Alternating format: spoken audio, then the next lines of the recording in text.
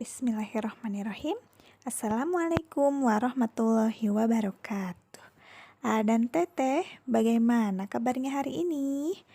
Mudah-mudahan kita semua selalu dalam keadaan sehat, siap, dan semangat.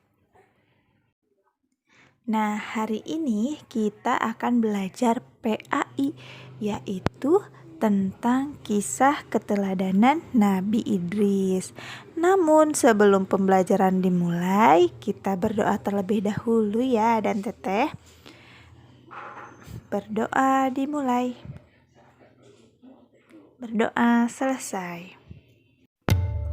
Nah, minggu kemarin kita sudah mengenal Nabi yang pertama, yaitu Nabi Adam, yang merupakan manusia pertama dan Nabi yang pertama. Saat ini kita akan mengenal juga sosok seorang Nabi, yaitu Nabi Idris.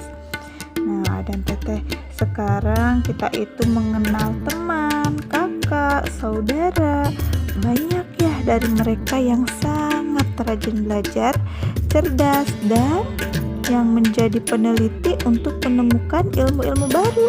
Nah, ternyata Nabi Idris itu sudah melakukannya pada saat itu.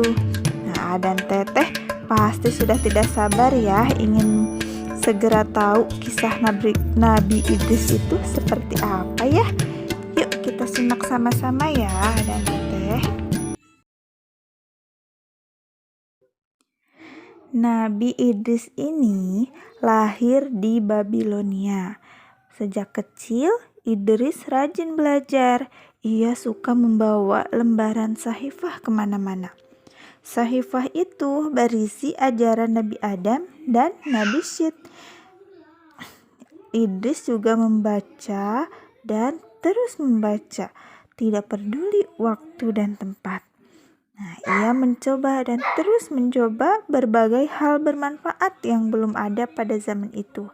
Ia bahkan berpikir dan terus berpikir tentang berbagai hal yang belum terpikirkan orang lain.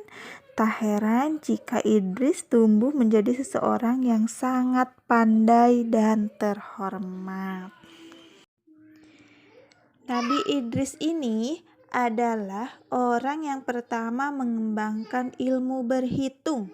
Beliau juga mendalami ilmu perbintangan sehingga manusia dapat membuat penanggalan. Nah, pada saat itu juga manusia membalut tubuhnya dengan kulit binatang.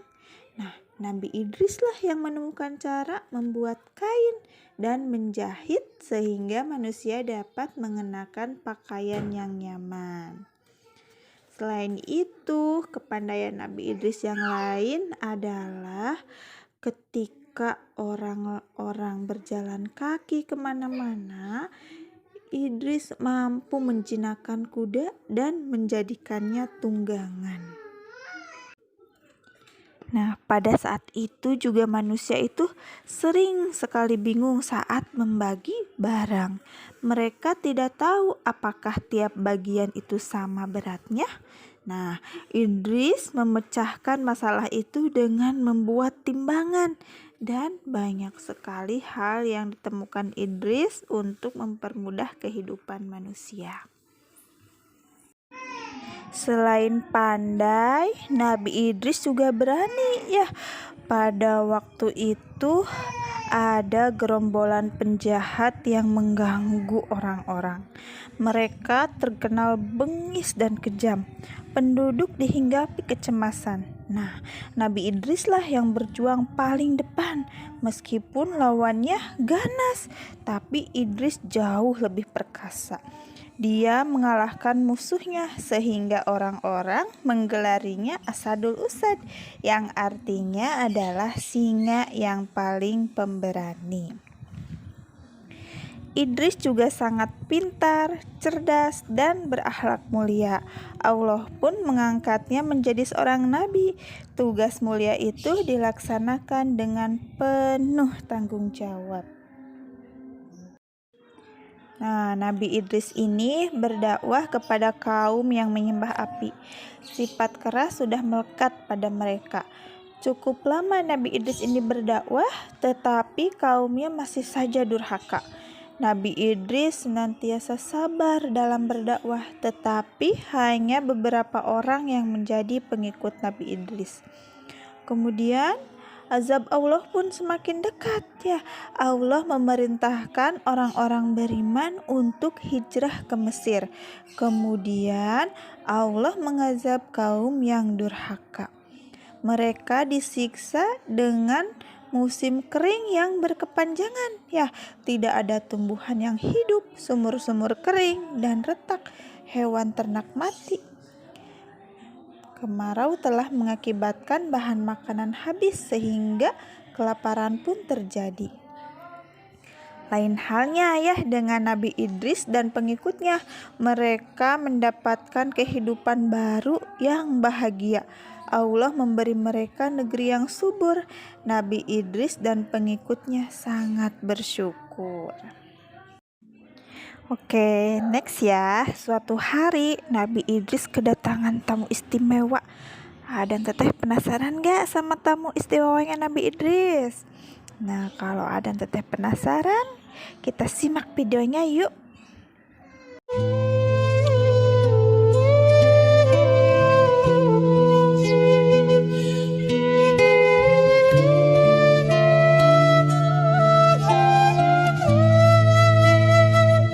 Assalamualaikum warahmatullahi wabarakatuh. Saudaraku seiman, ketemu lagi kita di channel saya Cinta Sunnah. Bahwasannya di balik sunnah ada kejayaan. Siapakah manusia yang pernah pergi ke ruang angkasa? Dan siapakah di antara manusia yang pernah pergi melihat surga? Simak ulasannya dalam video ini dan tonton hingga akhir. Sebenarnya ada orang yang telah melihat surga itu daripada penduduk dunia ini selain dari Nabi Adam alaihissalam. Yang pertama adalah Nabi Idris dan yang kedua adalah Nabi kita Muhammad sallallahu alaihi wasallam. Nabi Idris alaihissalam demikian diceritakan di antara keturunan Nabi Adam alaihissalam yang terdekat. Yang menjadi nabi sesudah beliau ialah Nabi Sis. Dan yang kedua adalah Nabi Idris alaihissalam. Tiap-tiap nabi tugasnya ialah menyuruh umatnya supaya beribadah kepada Allah Subhanahu wa ta'ala. Akan tetapi biasanya anjuran yang tidak dituruti dan lalu timbullah pertentangan dan permusuhan terhadap nabi itu. Dapat dikatakan bahwa menjadi seorang nabi pasti dimusuhi oleh umatnya. Demikian juga kiranya Nabi Idris alaihissalam. Maka untuk menenangkan dirinya, Nabi Idris alaihissalam menghindar dari gangguan kaumnya. Lalu pergilah Nabi Idris alaihissalam keluar kota setiap pagi seorang diri untuk beribadah di tempat yang sunyi. Di tempat peribadatannya sampai petang baru beliau kembali. Demikian dilakukannya setiap hari. Pada suatu hari, tatkala beliau sedang pergi menuju tempat peribadatannya, beliau bertemu seorang laki-laki yang tidak dikenalnya dan selalu berjalan membuntutinya dari belakang. Jika Nabi Idris alaihissalam berhenti, ia pun lalu berhenti. Dan jika Nabi Idris alaihissalam berjalan, ia pun turut berjalan lagi. Begitulah akhirnya Nabi Idris alaihissalam menaruh curiga kepada lelaki itu. Apakah maksud orang itu? Lalu beliau pun bertanya, "Maaf saudara, saya akan bertanya, siapakah sebenarnya Anda ini? Dan apakah gerangan maksud Anda? Jika saya berjalan, Anda turut membuntuti saya dari belakang, dan jika saya berhenti, Anda lalu berhenti pula." "Sebenarnya," kata orang itu, "saya ingin berkawan dengan Anda." Kata Nabi Idris alaihissalam, "Kalau begitu, maksud Anda, saya berterima kasih dan saya terima dengan senang hati." "Dan siapakah sebenarnya Anda ini?" "Saya sebenarnya adalah malaikat maut." Dengan kaget, Nabi Idris alaihissalam bertanya, "Hendak mengambil nyawa sayakah Anda ini?" Kata malaikat maut, "Tidak, saya tidak bermaksud untuk mengambil nyawa Anda. Dan kedatangan saya ini semata-mata untuk berteman dengan Anda." Kata Nabi Idris alaihissalam, Jika demikian, marilah kita lanjutkan perjalanan ini menuju tempat peribadatan saya. Demikianlah Nabi Idris alaihissalam bersahabat dengan malaikat maut dan mereka duduk beribadat setiap hari. Pada suatu ketika, dengan tidak disangka-sangka, Nabi Idris alaihissalam berkata kepada rekannya, yaitu malaikat maut, "Ya malaikat maut, ada maksud saya yang saya harap, cuman Andalah yang menyampaikan maksud saya ini." Kata malaikat maut, "Baiklah, cobalah saja, ceritakan barangkali saya dapat menolongnya." Kata Nabi Idris, "Saya ingin tahu bagaimana rasanya dicabut nyawa. Itulah permintaan saya." Kata malaikat maut, "Memang tugas dan kewajiban saya demikian. Akan tetapi untuk mencabut nyawa Anda sekarang ini saya tidak berani karena belum sampai waktunya. Saya merasa heran, orang lain merasa takut akan mati, dan mengapa Anda malah memintanya?" Kata Nabi Idris, "Buat saya tidak soal kapan saja manusia bisa mati, dan yang saya minta cuma ingin tahu bagaimana rasanya mati itu." Kemudian malaikat maut itu sujud ke kehadirat ilahi. Selesai itu, lalu Nabi Idris alaihissalam disuruh berbaring. Kemudian dicabutlah nyawanya perlahan-lahan. Lalu matilah Nabi Idris ketika itu tidak berkutik lagi. Setelah itu turunlah beberapa malaikat dari langit dan berkata, "Hai malaikat maut, mengapa Anda cabut nyawanya? Padahal ini bukan waktunya." Kata malaikat maut, "Ini hanya untuk sebentar saja, dan ini pun adalah untuk menuruti kehendak Nabi Idris alaihissalam dan seizin Allah subhanahu wa ta'ala." Lalu kembalilah malaikat-malaikat itu ke langit. Beberapa saat kemudian, nyawa Nabi Idris alaihissalam dimasukkan kembali ke dalam tubuhnya, dan setelah nyawanya masuk lagi sebagaimana aslinya, beliau lalu hidup kembali, lalu bangun, duduk sambil menggeleng-gelengkan kepala. "Ah malaikat maut, demikianlah kiranya rasanya maut. Jika saya akan mati, saya tidak akan kaget lagi." Beginikah caranya Anda mencabut nyawa manusia? Apakah semuanya demikian rasanya orang yang dicabut nyawanya? Kata malaikat maut, "Tidak semuanya dan tidak sama. Itu tergantung kepada keadaan orang itu kelak. Dan ini adalah yang seringan-ringannya. Bagaimana Anda rasakan, Nabi Idris, pada ketika keluar nyawamu?" Jawab Nabi Idris alaihissalam, "Bukan main rasanya. Seluruh kulit tubuh rasa seperti diseset, seperti orang yang menguliti kulit kambing. Dan pada nyawa keluar berbarengan dengan itu, saya lihat seolah-olah binatang-binatang di langit jatuh berhamburan ke bumi, dan serasa langit runtuh menimpa bumi, dan saya tertimbun di dalamnya. Begitulah perasaan saya di saat itu." Di kesempatan yang lain, Nabi Idris alaihissalam berkata kepada malaikat maut, "Ya kawan, dapatkah kiranya Anda mengajak saya untuk naik ke langit untuk melihat neraka?" Kata malaikat maut, "Oh Idris, ada pula lagi permintaan Anda yang aneh-aneh. Dulu Anda ingin dicabut nyawa, tegasnya ingin mati, sedangkan orang lain takut akan mati, dan sekarang ingin ke neraka pula." Kata Nabi Idris alaihissalam, "Kalau memang Anda betul mengakui kawan kepada saya kira tidak keberatan untuk menyampaikan keinginan saya ini. Cobalah untuk memohonkan kepada Allah subhanahu wa ta'ala." Malaikat itu pun sujud ke kehadiran Allah subhanahu wa ta'ala. Selesai sujud, malaikat itu berkata, "Permohonan Anda dikabulkan oleh Allah subhanahu wa ta'ala. Mari ikutlah saya." Nabi Idris alaihissalam dibawa oleh malaikat maut pergi melihat neraka. Ketika keduanya sampai di neraka, keduanya disambut oleh malaikat Malik Zabaniyah. Lalu malaikat maut menceritakan apa maksud kedatangan keduanya ke neraka. Lalu dibukakanlah pintu, dilihatnya oleh Nabi Idris akan terompah dari besi, dan terompah itu disuruh dipakaikan orang-orang yang akan disiksa di situ. Kemudian Nabi Idris alaihissalam meminta izin untuk mencoba memakai terompah itu sambil dinyalakan apinya. Setelah terompah itu merah seperti bara, lalu Nabi Idris memasukkan kakinya ke terompah itu. Baru saja diletakkan kakinya beberapa menit saja, Nabi Idris alaihissalam berteriak karena kepanasan. Lalu buru-buru kakinya diangkat kembali. Rasa panas terompak itu bukan kepalang, bukan buatan, bagaikan meletus otak kepalanya. Kata malaikat itu, bagaimanakah rasanya? Kata Nabi Idris alaihissalam, panas sekali, hampir-hampir pecah kepala saya karena panasnya.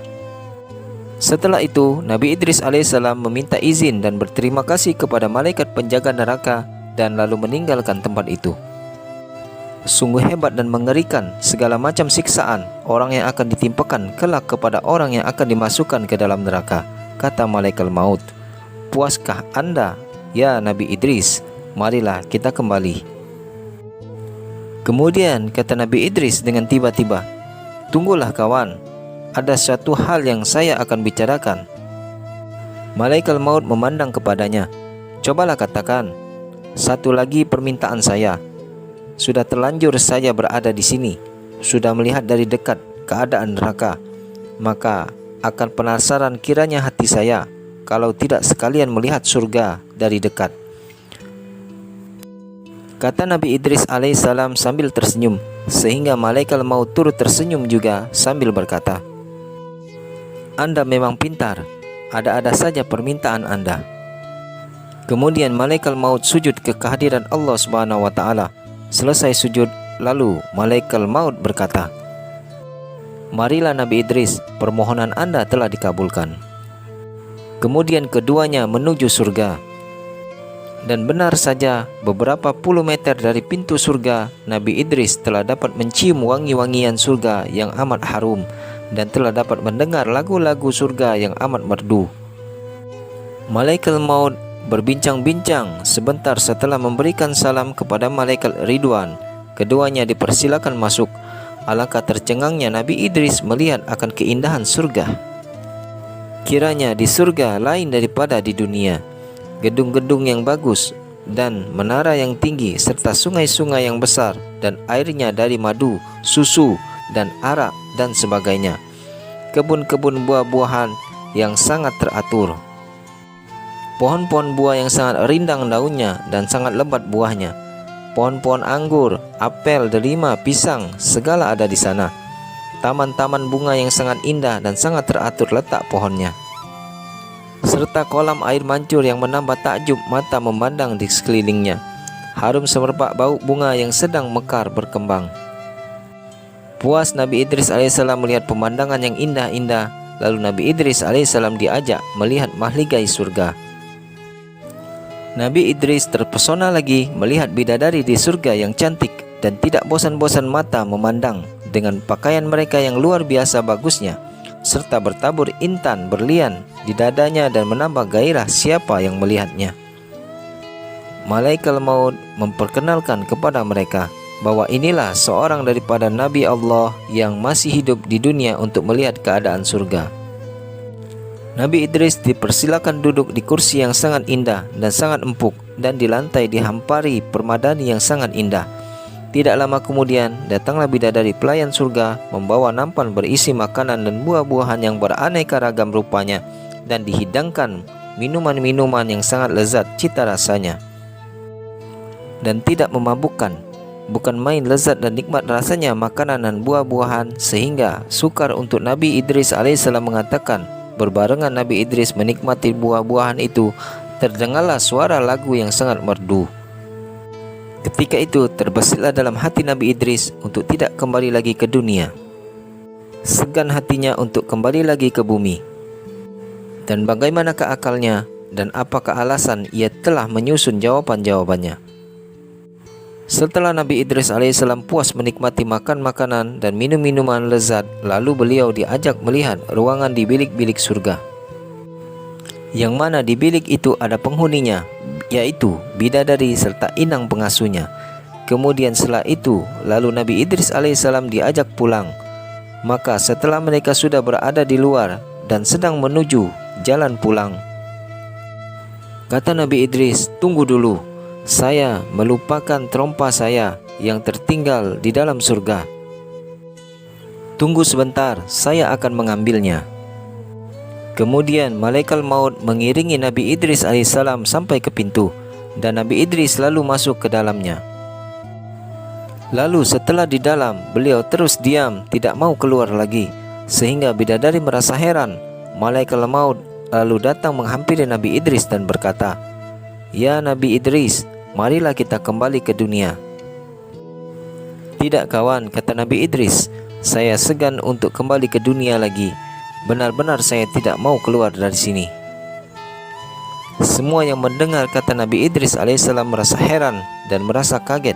Kata malaikat maut, "Ya Idris, marilah kita kembali. Jangan sampai Allah Subhanahu wa taala murka."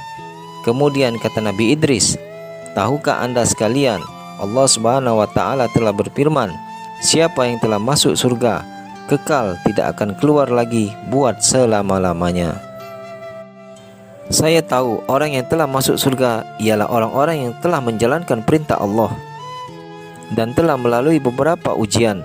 Orang yang sudah mati, cobalah pikir, saya sudah melakukan kewajiban, saya sebagai Rasul dan saya telah merasai mati. Kemudian saya telah merasai api neraka, dan sekarang saya sudah merasa di surga.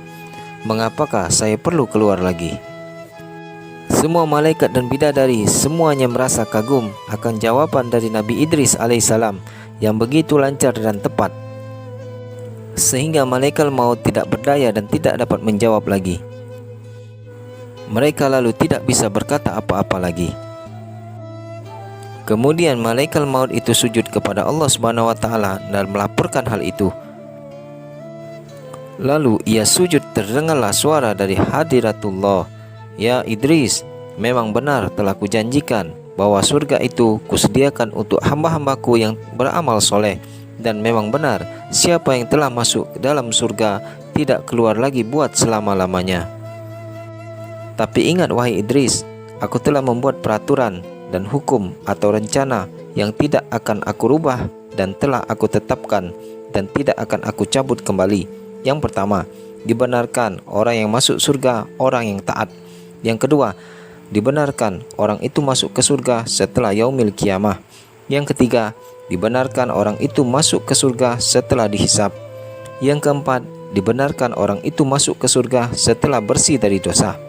Yang kelima, dibenarkan orang itu ke surga setelah umat Muhammad lebih dahulu. Demikianlah antara lain peraturan yang telah aku tetapkan. Oleh karena itu, tidaklah engkau berhak tinggal di surga pada waktu sekarang ini." Mendengar itu, Nabi Idris alaihissalam merasa sedih hati. "Ya Tuhanku, hamba menurut saja akan keputusanmu. Akan tetapi hamba mohon kehadiratmu dan rahmatmu. Hamba merasa enggan kembali ke dunia lagi. Terserah kepada engkau akan menempatkan hamba di mana saja. Hamba akan berbuat ibadah sementara menanti kiamat akan tiba." Akhirnya dengan seizin Allah Subhanahu wa taala, Nabi Idris alaihissalam tinggal menetap di langit yang keempat, yang mana ketika Nabi Muhammad SAW Mi'raj diberi kesempatan bertemu dengan Nabi Idris alaihissalam. Demikianlah manusia yang pertama kali dari penduduk dunia yang telah pergi ke alam surga, atau telah pergi ke ruang angkasa, dan ia akan turun nanti setelah kiamat. Wallahu a'lam bissawab. Nah, jadi siapa dan teteh tamu istimewanya Nabi Idris itu? Iya, betul sekali ya dan teteh. Tamu istimewa Nabi Idris alaihissalam itu adalah malaikat Israil. Siapa coba, ada yang tahu tidak? Malaikat Israil itu siapa? Pinter ya. Nah, malaikat Israil itu adalah malaikat pencabut nyawa. Nah, dan teteh, keteladanan yang dapat kita contoh dari kisah Nabi Idris ini adalah sifatnya yang rajin, pemberani, dan sabar. Sejak kecil, Nabi Idris amat rajin belajar, senang membaca, dan gemar mencoba berbagai hal baru, sehingga ia dapat menemukan berbagai hal yang bermanfaat bagi banyak orang. Kemudian ia juga sangat pemberani, terutama dalam membela kebenaran. Dia selalu berada di barisan terdepan, meski lawannya jauh lebih kuat. Selain itu, Nabi Idris juga amat sabar ya. Walaupun kaumnya amat keras kepala dan hanya sedikit yang menjadi pengikutnya, Nabi Idris tetap berdakwah mengajak kepada kebenaran. Nah, sekian materi pembelajaran dari Ibu. Wassalamualaikum warahmatullahi wabarakatuh.